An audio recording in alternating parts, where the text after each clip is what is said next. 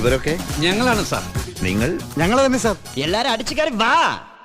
Hello guys, ജോവി talks എന്ന ഞങ്ങളുടെ പുതിയ യൂട്യൂബ് ചാനലിന്റെ രണ്ടാമത്തെ വീഡിയോയിലേക്ക് നിങ്ങൾക്ക് എല്ലാവർക്കും സ്വാഗതം. യാത്രകളെ കുറിച്ചായിരുന്നു നമ്മൾ സംസാരിച്ചുകൊണ്ടിരുന്നത്. അപ്പോ ഈ വീഡിയോയിലും ഞങ്ങൾ അതിന്റെ സംസാരം തുടരുകയാണ്. ഞങ്ങൾ ഇന്ന് സംസാരിക്കാൻ പോകുന്നത് ഗുജറാത്തിൽ ഞങ്ങൾ ട്രിപ്പ് പോയതിനെ പറ്റിയാണ്. ഞങ്ങൾ ഗുജറാത്തിലെ എന്റെ ബാച്ചലർ പാർട്ടിയുടെ ഭാഗമായിട്ടാണ് പോയത്. ഒരു വെറൈറ്റി ട്രിപ്പ് ആയിരുന്നു. സാധാരണ ബാച്ചലർ പാർട്ടിക്കാരും ഡ്രൈ സ്റ്റേറ്റ് ആയിട്ടുള്ള ഗുജറാത്ത് തിരഞ്ഞെടുക്കില്ലല്ലോ. അപ്പോൾ ഞങ്ങൾ ഒരു വെറൈറ്റിക്ക് ഗുജറാത്തിൽ പോയാൽ ഞങ്ങൾ ആദ്യം ആൻഡമാൻ പോകാനാണ് വിചാരിച്ചിരുന്നത്. പക്ഷേ ലോജിസ്റ്റിക്സ് കാരണങ്ങൾ കൊണ്ട് ഞങ്ങൾ 3 പേരുണ്ടായിരുന്നു. അപ്പോൾ മൂന്നാമത്തെ സുഹൃത്തിന്റെ സൗകര്യ പ്രകാരമാണ് നമ്മൾ മിഡ് വേ പോയിന്റ് ആയിട്ട് പുള്ളി പഞ്ചാബിൽ നിന്ന് വരണം, നമ്മൾ കേരളത്തിൽ നിന്നാണ് പോകുന്നത്. ഞങ്ങളുടെ കൂടെ അപ്പൊ ഇടയിലുള്ള ഒരു സ്ഥലമാണെങ്കിൽ 2 പേർക്കും ആക്സസിബിൾ ആണല്ലോ എന്ന് വിചാരിച്ചിട്ടാണ് ഗുജറാത്ത് വെച്ചത്. അപ്പൊ ഗുജറാത്തിനെ പറ്റി എന്തായിരുന്നു ജോവിന്റെ അഭിപ്രായം? ഗുജറാത്ത് വിവേകിന്റെ ചോയ്സ് ആയിരുന്നു പോകാനായിട്ടുള്ള. വിവേകിന്റെ കല്യാണമൊക്കെ ആവാറായതുകൊണ്ട് ബാച്ചലർ പാർട്ടി എന്നുള്ള നിലയ്ക്കാണ് നമ്മൾ പോയത്. എനിക്ക് വലിയ പ്രതീക്ഷ ഒന്നും ഉണ്ടായിരുന്നില്ല ഗുജറാത്തിൽ പോകുന്നതിന് മുമ്പ്.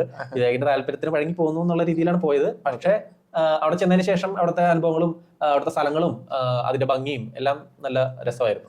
നമ്മള് ഗിർ നാഷണൽ പാർക്കിനെ പറ്റി നിങ്ങൾക്ക് എല്ലാവർക്കും അറിയായിരിക്കും. ഗിർ നാഷണൽ പാർക്ക് ഏഷ്യാറ്റിക് സിംഹങ്ങൾ വേൾഡിൽ അവശേഷിക്കുന്ന ഏക സ്ഥലമാണ്. വൈൽഡിൽ നമുക്ക് കാണാൻ പറ്റുന്ന യൂറോപ്പ് മുതൽ ഏഷ്യ വരെ പരന്നു കിടക്കുന്ന ഗ്രൂപ്പ് ഓഫ് സിംഹങ്ങളായിരുന്നു. അപ്പൊ ഇപ്പൊ അത് ഗുജറാത്തിൽ ഗിർ നാഷണൽ പാർക്ക്, ഗിർ ഫോറസ്റ്റിൽ മാത്രമേ ഉള്ളൂ. അപ്പൊ അത് എനിക്ക് കാണണമെന്ന് ഭയങ്കര ആഗ്രഹമുള്ള കാര്യമായിരുന്നു. പിന്നെ നമ്മൾ സഫാരിക്ക് പോകാന്ന് നമ്മൾ ലിറ്ററലി പറയുന്നത് ശരിക്കും ആഫ്രിക്കയിൽ സഫാരി പോകുന്നതാണ് തുടങ്ങിയത് ജീപ്പിലൊക്കെ. അപ്പൊ അതിന് വളരെയധികം അതിന് ഇക്വലന്റ് ആയിട്ടുള്ള എക്സ്പീരിയൻസ് ആണ് നമുക്ക് ഇവിടെ പോകുമ്പോൾ കിട്ടുന്നത്. എക്സ്പീരിയൻസ് ആണ് നമുക്ക് ഇവിടെ ഗുജറാത്തിലത്തെ കാരണം അതേ ഭൂപ്രകൃതി, അതേ വെജിറ്റേഷൻ, സിംഹങ്ങളുണ്ട്. അപ്പൊ കാണുമ്പോൾ ആഫ്രിക്കയിൽ പോയതുപോലെ തന്നെ നമുക്ക് തോന്നുള്ളൂ. ലിറ്ററലി നമ്മൾ വണ്ടിയിൽ നിന്ന് പുറത്തോട്ടിറങ്ങി നമ്മൾ ഒരു ക്യാമറ ഫ്രെയിം വെച്ച് കൊടുക്കുവാണെങ്കിൽ നമുക്ക് ഒരു ആഫ്രിക്കയിലൂടെ യാത്ര ചെയ്യുന്ന പോലെ തന്നെ തോന്നുള്ളൂ കാണുമ്പോൾ.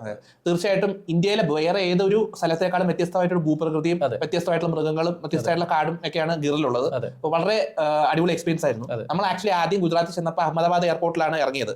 അഹമ്മദാബാദിൽ നിന്ന് ആദ്യം പോയത് സ്റ്റാച്യു ഓഫ് യൂണിറ്റിയിലേക്കായിരുന്നു. പിന്നീട് നമ്മൾ അവിടെ നിന്നാണ് ഈ പറഞ്ഞ ഗിർ നാഷണൽ പാർക്കിലേക്ക് പോയത്. അഹമ്മദാബാദിൽ നിന്ന് ഏകദേശം 350 കിലോമീറ്റർ ദൂരത്താണ് ഗിർ നാഷണൽ പാർക്ക് സ്ഥിതി ചെയ്യുന്നത്. ഇത് ഇന്ത്യയിലെ തന്നെ ഏറ്റവും വലിയ 1410 സ്ക്വയർ കിലോമീറ്റർ ഏരിയയിൽ പറഞ്ഞിട്ട് ഏറ്റവും വലിയ നാഷണൽ പാർക്കുകളിൽ ഒന്നാണ്. അപ്പോൾ ഭയങ്കര തീർച്ചയായിട്ടും ഞാൻ റെക്കമെൻഡ് ചെയ്യും. ഇന്ത്യയിൽ വരുന്ന പ്രത്യേകിച്ച് ഗുജറാത്തിൽ പോകുന്ന എല്ലാവരും പോകുന്ന ഒരു മെയിൻ സ്ഥലം തന്നെയാണ് ഗിർ നാഷണൽ പാർക്ക്. ഒരു മസ്റ്റ് വിസിറ്റ് പ്ലേസ് തന്നെയാണ്. ഞങ്ങളുടെ മ്യൂച്വൽ ഫണ്ട് ആയിട്ടുള്ള ആൽവിനും മൾട്ടിപ്പിൾ നാഷണൽ പാർക്കുകൾ സാങ്ച്വറി ഇന്ത്യയിൽ പലയിടത്തും പോയിട്ടുണ്ട്. ജോബിന് അങ്ങനെ അധികം പോയിട്ടില്ല. ഞാൻ ആദ്യമായിട്ടാണ് ഒരു നാഷണൽ പാർക്കിൽ പോകുന്നത്. അത് വളരെ നല്ലൊരു എക്സ്പീരിയൻസ് തന്നെയായിരുന്നു. പക്ഷെ വിവേകും ആൽവിനും കൂടെ മുമ്പ് പല നാഷണൽ പാർക്കിലും ഇതുപോലെ തന്നെ സഫാരി കാര്യങ്ങൾക്ക് പോയിട്ടുണ്ടെങ്കിലും ആദ്യമായിട്ട് ഇവർക്കൊരു എന്താ പറയാ ഒരു ക്ലോസ് എൻകൗണ്ടർ എന്ന് പറയാൻ പറ്റില്ല, എന്നാലും ക്ലോസ് ആയിട്ട് അനിമൽസിനെ വാച്ച് ചെയ്യാനുള്ള ഒരു അവസരം കിട്ടിയത് ഇവിടെ ഗുജറാത്തിലെ ഈ ഗിർ നാഷണൽ പാർക്കിൽ പോയപ്പോഴാണ്. അതെ, നമ്മുടെ നാട്ടിൽ തേക്കടിയുണ്ട്, മൂന്നാറുണ്ട്, ഇരവികുളം, ഇഷ്ടംപോലെ സ്ഥലങ്ങളുണ്ടല്ലോ. നമ്മൾ പുറത്തും ബന്ദിപ്പൂർ പോയിട്ടുണ്ട്, കർണാടകം. ഞങ്ങൾ ജിം കോർബറ്റിൽ പോയായിരുന്നു. ഇവിടെയൊക്കെ പോകുന്നത് നമ്മൾ കടുവേനെ കാണാൻ അല്ലെങ്കിൽ എക്സൈറ്റഡ് ആയിട്ടുള്ളതാണ് അവർ പോകുന്നത്. അവിടെ ചെന്നിട്ട് നിരാശയാണ് കൂടുതലും. നമുക്ക് ആനേനെയോ ഹെർബിവോർസിനെ കാണാൻ പറ്റും, പക്ഷെ മെയിൻ അട്രാക്ഷൻ ഇപ്പൊ സിംഹത്തിനെയോ കടുവേനെയോ പുലിനെയോ മാംസബുക്കുകളെ കാണാൻ കിട്ടാറേ ഇല്ല. ഒരിക്കലും കാണാൻ കിട്ടാറില്ല ഒരിടത്ത് പോയാലും.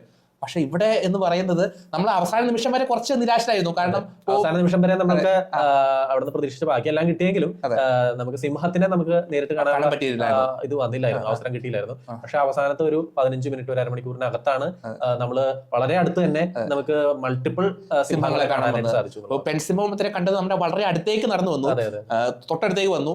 അതുപോലെ തന്നെ അത് ഓപ്പൺ ജീപ്പായിരുന്നു. അതെ, ഓപ്പൺ ജീപ്പായിരുന്നു. ഞങ്ങൾ 3 പേരും കുറച്ചൊരു എന്താ പറയാ ഒരു മോളിൽ അപ്പർ ലെവലിൽ ഇരിക്കുന്ന പോലെ ഒരു പൊസിഷൻ ആ ജീപ്പിൽ നമ്മൾ പോകുന്നുണ്ടായിരുന്നത്. പിന്നെ പക്ഷെ നമ്മളെ തൊട്ടടുത്ത് തന്നെ നമുക്ക് ഈ പറഞ്ഞ സിംഹങ്ങളെ എല്ലാം കാണാൻ പറ്റി. ഫുൾ ആൺസിംഹത്തെ കാണാൻ പറ്റി. പെൺസിംഹം അടുത്തേക്ക് വന്നു. പിന്നെ പെൺസിംഹത്തിന്റെ കുട്ടിയെ ലയൺ കമ്പിനെയും കണ്ടു. മൾട്ടിപ്പിൾ സൈറ്റിങ്ങൾ നമുക്ക് ഉണ്ടായിരുന്നതാണ്. ഒരു ഓൾമോസ്റ്റ് 2-2.5 മണിക്കൂർ ദൈർഘ്യം ഉണ്ട് ഈ സഫാരി. 2 സഫാരി ഉണ്ട് ഗിറില്. ദേവല്യേ ഉണ്ട്, ഗിർ നാഷണൽ പാർക്ക് സഫാരി ഉണ്ട്. നമ്മൾ രണ്ടും ചെയ്തു. രണ്ടിലും നമുക്ക് എല്ലാ മൃഗങ്ങളെയും ഇഷ്ടംപോലെ ലെപ്പേർഡിനെ കണ്ടു. പിന്നെ നീൽഗായ്, ഇവിടുത്തെ ഇഷ്ടംപോലെ അവിടെ മാത്രമുള്ള പല നല്ല ജീവികളെയും കാണാൻ പറ്റി. പക്ഷെ മെയിൻ അട്രാക്ഷൻ സ്വാഭാവിക സിംഹങ്ങളാണല്ലോ. ഇപ്പൊ പലയിടത്തും നമ്മൾ പോയിട്ടുണ്ടെങ്കിലും ഇത്ര അടുത്ത് നാഷണൽ പാർക്ക് എന്ന് പറയുന്നത് തന്നെ സിംഹത്തിന് വേണ്ടിയിട്ട് ഫേമസ് ആയിട്ടുള്ള ഒരു സ്ഥലമാണ്. നമ്മള് സിംഹത്തിനെ കാണാനായിട്ടാണ് പ്രധാനമായിട്ട് അവിടെ ചെല്ലുന്നത്. അപ്പൊ നമുക്ക് എല്ലാ ജീവികളെയും ബാക്കിയുള്ള എല്ലാ ജീവികളെയും കണ്ടെന്ന് പറഞ്ഞാലും സിംഹത്തിനെ കണ്ടാലേ ആ ഒരു സാറ്റിസ്ഫാക്ഷൻ പൂർണ്ണമായി പറയാൻ പറ്റുള്ളൂ. അപ്പൊ അത് തീർച്ചയായിട്ടും എന്നെ ഏറ്റവും കൂടുതൽ സാറ്റിസ്ഫൈ ചെയ്തിട്ടുള്ള ഒരു national park visit Gir national park തന്നെയായിരുന്നു. ബാക്കി എല്ലായിടത്തും നമ്മൾ കടുവേനെ പുലിനെ ഒന്നും കണ്ടിട്ടില്ല. തീർച്ചയായിട്ടും വിവേകിന്റെ ഒപ്പം ആണെങ്കിലും നമുക്ക് അതിന് എനിക്ക് കൂടെ പോകാൻ സാധിച്ചതിൽ എനിക്ക് വളരെയധികം സാറ്റിസ്ഫാക്ഷൻ ഉണ്ട്. എനിക്ക് ഈ പറഞ്ഞ പോലെ മൾട്ടിപ്പിൾ നാഷണൽ പാർക്കിൽ പോയിട്ട് കാണാൻ പറ്റാത്തൊരവസ്ഥ വന്നില്ല. ആദ്യത്തെ പ്രാവശ്യം പോയപ്പോൾ തന്നെ സിംഹത്തിനെ ഉൾപ്പെടെയുള്ള ജീവികളെ കാണാൻ സാധിച്ചു.